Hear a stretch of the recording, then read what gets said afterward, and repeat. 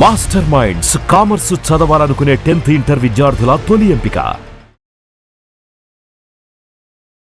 నమస్కారం, మీరు చూస్తున్న సుమన్ టీవీ. నేను మీ కీర్తి. కామాఖ్య అమ్మవారి దగ్గర 3 రోజుల పాటు జూన్ 22, 23, 24 ఉత్సవాలు జరుగుతున్నాయి. అంబుబాచి అని. అసలు కామాఖ్య అమ్మవారి దగ్గర జరిగే ఈ ఉత్సవాల విశేషాలని మనకు షేర్ చేయడానికి మనతో పాటు ప్రముఖ ఆస్ట్రాలజర్ బ్రహ్మశ్రీ నందిబట్ల శ్రీహరి శర్మ గురుగారు ఉన్నారు. నమస్తే గురుగారు. వాగర్థావివ సంపృక్తౌ వాగర్థ ప్రతిపత్తయే జగతః పితరౌ వందే పార్వతీ పరమేశ్వరౌ. ఆదిత్యాయ చ సోమాయ మంగళాయ బుధాయ చ గురు శుక్ర శనిభ్యశ్చ రాహవే కేతవే నమః. శృంగేరి జగద్గురు పీఠాధిపతులకి కంచపీఠాధిపతులకి నమస్కారములు తెలియజేసుకుంటూ కార్యక్రమాన్ని ప్రారంభిద్దాం. గురుగారు, కామాఖ్య అమ్మవారి దగ్గర 3 రోజుల పాటు జరిగే ఈ అంబుబాచి నాకు తెలిసి గత సంవత్సరం 20 నుంచి 30 లక్షల మంది వరకు విచ్చేశారు. అక్కడ ఈ 3 రోజుల పాటు ఈ జాతర లాగా సాగే దీన్ని చూడడానికి, అమ్మవారి దర్శనం చేసుకోవడానికి, మహాప్రసాదం పొందడానికి అని. ఆ విశిష్టత గురించి, ప్రాముఖ్యత గురించి ఒకసారి తెలుసుకుందాం గురుగారు. కామాఖ్య అమ్మవారు ఉన్నటువంటి అష్టాదశ శక్తి పీఠాలలో చాలా శక్తివంతమైనటువంటిది, ప్రత్యేకమైనటువంటి స్థితి కలిగినటువంటిది, మరీ ముఖ్యంగా మహిమాన్వితమైనటువంటి కూడా చెప్పవచ్చు. ఈ అమ్మవారి యొక్క శక్తిపీఠం యొక్క వృత్తాంతం గనక క్లుప్తంగా తెలియజేసే ప్రయత్నం చేస్తాను. తండ్రి దక్షుడు, సతీ అమ్మవారు అంటే పార్వతీదేవి. ఆ తండ్రి చేస్తున్నటువంటి యజ్ఞానికి పిలవని పేరంటంలా భర్త వద్దని చెప్పినా కానీ తన తోటి చెల్లెళ్ళు వెళ్తున్నారు, నేను కూడా వెళ్తానని చెప్పి వెళ్ళడం, అక్కడ పిలవని దానికి ఎందుకు వచ్చామని చెప్పి అందరి చేత అవమానాలు పాలవడం జరిగిన తర్వాత భర్త వినకుండా వచ్చినందుకు నాకు తగిన శాస్తి జరగాల్సిందే, ఇక నా భర్తకి నేను మొహం చూపించలేను అనే భావంతో కలిగి యోగాగ్నిని రగిలించుకొని శరీర త్యాగం చేసింది. ఈ వార్త తెలిసినటువంటి పరమేశ్వరుడు ఆగ్రహాన్ని పొంది అప్పుడు తన జటాజూటం నుంచి వీరభద్రుని సృష్టించాడు. వీరభద్రు సృష్టికి కార్యక్రమమే దక్షయజ్ఞ సంహారము, దక్ష సంహారం. ఆ విధంగా ఈ దక్షుడు సంహారం అనేటువంటిది వీరభద్రుడు చేశాడు. దక్షయజ్ఞ సంహారం కూడా జరిగిపోయింది.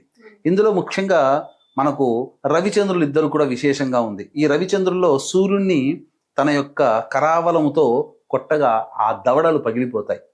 అందువల్ల ఆయనకి దవడలు ఉండవు సూర్యుడికి. అందుకే ఎప్పుడు ప్రసాదం పెట్టినా బాగా ఉడికించినటువంటి పాయసమే పెడతారు, గోధుమ పాయసం.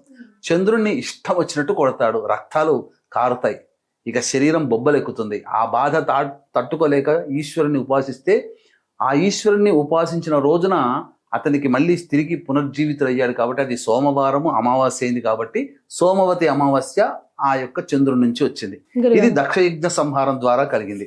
తర్వాత చనిపోయినటువంటి శవాన్ని భుజాన వేసుకొని విలయతాండవం చేస్తూ ఆ పరమేశ్వరుడు సృష్టి యొక్క విశ్వమంతా తిరుగుతూ ఉంటే ఆ అమ్మవారి అందరు దేవతలందరూ కూడా ఆ ఈశ్వరుడు చేయాల్సినటువంటి పనిని పక్కకు పెట్టి విలయతాండవం చేస్తున్నాడు. ఈ తాండవాన్ని ఆపాలి, భయాన్ని పొందినటువంటి ఆ దేవతలు విష్ణువుని ప్రార్థిస్తే ఆ విష్ణుదేవుడు తన సుదర్శన చక్రంతో ఈ అమ్మవారు ఉన్నంత వరకు శివుడు మన లోకంలోకి రాడు, మన చేతిలోకి రాడని చెప్పి ఆ సుదర్శన చక్రముతో అమ్మవారి యొక్క దేహాన్ని ఖండాలుగా చేస్తారు. అది 18 ఖండాలుగా 18 ప్రధానమైనటువంటి భాగాలు 18 ప్రదేశాల్లో పడింది. ఈ అమ్మవారి యొక్క యోని భాగము నీలాచల పర్వతం మీద పడింది. ఆ పడడంతోనే ఆ యొక్క అచలం అంతా కూడాను నీలపు రంగులో మారిపోయిందట. అందుకని దానికి నీలాచల పర్వతం అని పేరు వచ్చింది. అక్కడే ప్రముఖమైనటువంటి బ్రహ్మపుత్ర నది కూడా ప్రవహిస్తూ ఉంటుంది ఆ కామాఖ్య అమ్మవారి టెంపుల్ దగ్గరనే.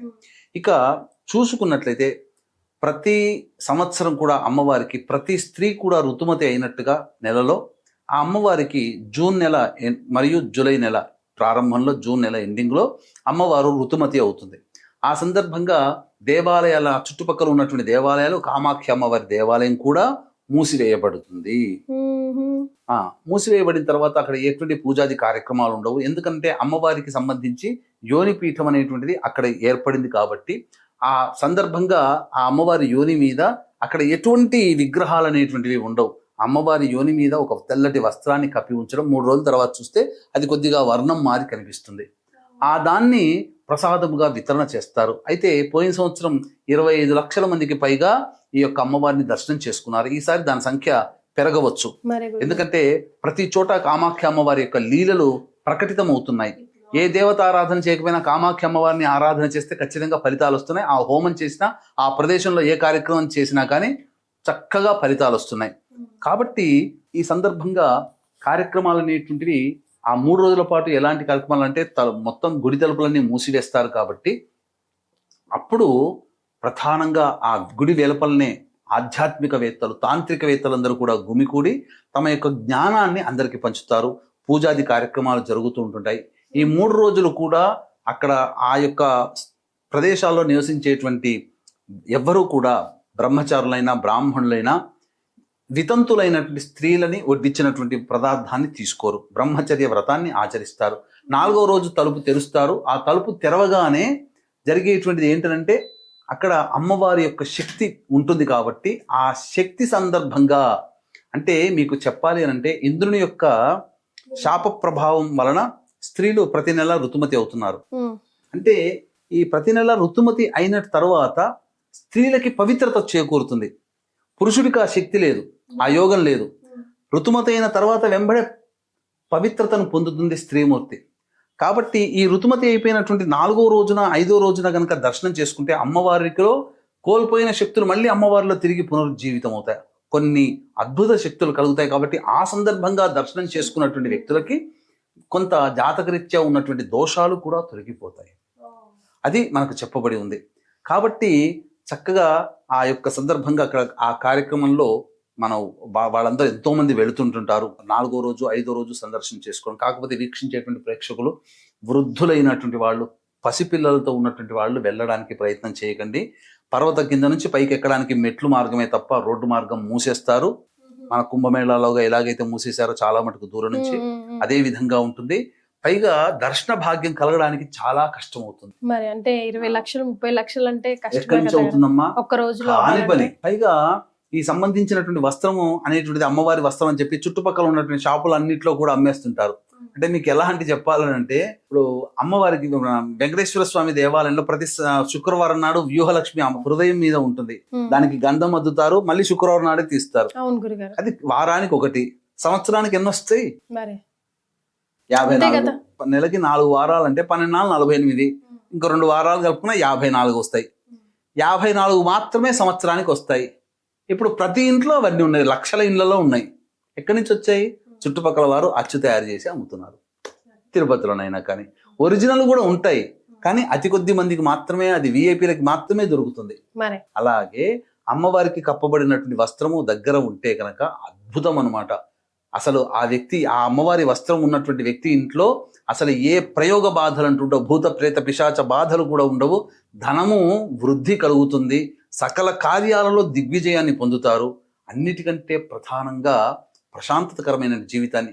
కాబట్టి ఆ అమ్మవారి ప్రసాదంగా ఇచ్చినటువంటి చిన్న వస్త్రంని చక్కగా ఇంట్లో పూజా మందిరంలో పెట్టి దానికి పుష్పాలు పెట్టి ధూపదీప నైవేద్యాలు ఇచ్చి మళ్ళీ దాన్ని జాగ్రత్తగా కాపాడుకొని పూజా మందిరంలో లేకపోతే లాకర్లోనూ పెట్టుకోవాలి. లేదా ఆ వస్త్రాన్ని కొంతమంది పర్సులో కూడా పెట్టుకుంటారమ్మా. ఎక్కడికి పోయినా కార్య జయాన్ని పొందుతారు. కాకపోతే ఒరిజినల్ అనేటువంటిది అందులో పనిచేసే బ్రాహ్మణులు తప్ప ఇంకెవ్వరికి అది సాధ్యము కాదు. బయట పెట్టేటువంటివి ఒరిజినల్ కాదు. మిగతా సందర్భాలలో అమ్మవారికి కప్పి దాన్ని అమ్ముతారేమో, కానీ అంబుబాచి ఉత్సవం సందర్భంగా దొరికే వస్త్రము పూజారులకి తప్ప బయట ఎవ్వరు కూడా అమ్మరు. అది కొనుక్కున్నది వ్యర్థమే. కాకపోతే ఈ అంబుబాచి జరుగుతున్నటువంటి సందర్భంలో వీక్షించేటువంటి ప్రేక్షకులు కూడా ప్రధానంగా గమనించాల్సింది ఏంటంటే, ఈ సృష్టికి మొత్తము తల్లి. ఈ సృష్టి క్రమం జరిగేదే స్త్రీ యొక్క యోని ప్రభావం నుంచి. కాబట్టి అక్కడ కామాఖ్య అమ్మవారు అనేటువంటిది సాక్షాత్తు మన తల్లి అయినటువంటి పార్వతీదేవి ఉత్సవం జరుగుతుంది. ఆ సందర్భంగా కఠినమైనటువంటి నియమం ఒకటి చెబుతాను. మనకేంటంటే 22, 23, 24, 25, 26 ఈ 5 రోజుల పాటు మీకు ఒక విషయం తెలియజేస్తాను. యాదేవి సర్వభూతేషు మాతృరూపేణ సంస్థిత నమస్తస్యై నమస్తస్యై నమస్తస్యై నమో నమః. అంటే సర్వభూతాలలో తల్లిని కనుక చూసి ఆ చూసిన తల్లికి నమస్కారం చేస్తున్నానే భావన అమ్మవారి కొలిచే విధానంలో ఉంటుంది. కాబట్టి ప్రతి పురుషుడు కూడా 22, 23, 24, 25, 26 తేదీల్లో తన భార్య పట్ల, తన తల్లి పట్ల, తన సోదరి పట్ల, తన కూతురి పట్ల, తనతో పాటు పనిచేసేటువంటి పరివారము పట్ల, ఎవరైనా ఎక్కడైనా ఏ స్త్రీ పట్లనైనా ఆ 5 రోజుల పాటు తల్లి భావంతో కనుక మెలిగినట్లయితే కామము అనేటువంటిది మనస్సులోనికి రానియకుండా, ఎంత భార్య అయినప్పటికీ కూడా భార్యని తల్లిలాగానే భావిస్తూ ఉండి 5 రోజుల పాటు బ్రహ్మచర్య వ్రతాన్ని మనస వాచ కర్మన ఇంట్లోనైనా బయటికి ఎక్కడికి వెళ్ళినా ఏ స్త్రీ కనబడ్డా అందులో తల్లిని మాత్రమే చూసే అలవాటు కనుక ఈ 5 రోజుల్లో ఉంటే ఖచ్చితంగా ఆ పురుషుడికి అపజయం అంటూ ఉండదు. ఆ పురుషుడు విజయాన్ని పొందుతాడు. ఎందుకంటే ఆ 5 రోజులు అక్కడ అమ్మవారికి అక్కడ ఉత్సవం జరుగుతుంది. ఆ సందర్భంగా ప్రపంచమంతా కూడా తల్లి భావముతో నిండి ఉంటుంది. ఆ భావానికి నీవు నమస్కరిస్తూ గౌరవిస్తూ గనక ఉండి చరించినట్లయితే తప్పకుండా ఆ కామాఖ్య అమ్మవారి యొక్క అనగా పార్వతీదేవి యొక్క అమ్మవారి యొక్క అనుగ్రహాన్ని పొందిన వాళ్ళం అవుతాం. అంటే ఈ 5 రోజులు ఆ భావంతో ఉండి మన ఇష్టం వచ్చినట్టుగా తర్వాత ఉండొచ్చు అనంటే ఆ భావానికి నీవు అలవాటు పడ్డప్పుడు ప్రతి జీవిలో కూడా ప్రతి స్త్రీమూర్తిలో కూడా నువ్వు తల్లి భావమే చూస్తావు. తద్వారా నీకు అమ్మవారు అనుకోకుండానే నీకు వరాలు ఇవ్వడం ప్రారంభమవుతుంది. నువ్వు అనుకున్న పనిలో నీవు మంచిగా అభివృద్ధిలోకి వస్తావు. కాబట్టి పురుషులు మాత్రం చేయాల్సినటువంటిది ఈ 5 రోజుల పాటు ఖచ్చితంగా ఈ యొక్క బ్రహ్మచర్య వ్రతాన్ని మనసులో కూడా చెడు భావన స్త్రీల పట్ల రాకుండా చేయాలి. ఇది ధర్మాన్ని పాటించండి అని చెప్పవచ్చు. చాలా సంతోషం గురుగారు. అంబుబాచి కామాఖ్య వారి అమ్మవారి విశేషాలు తెలియజేశారు. ధన్యవాదాలు. సర్వం శ్రీ ఉమామహేశ్వర పరబ్రహ్మార్పణమస్తు.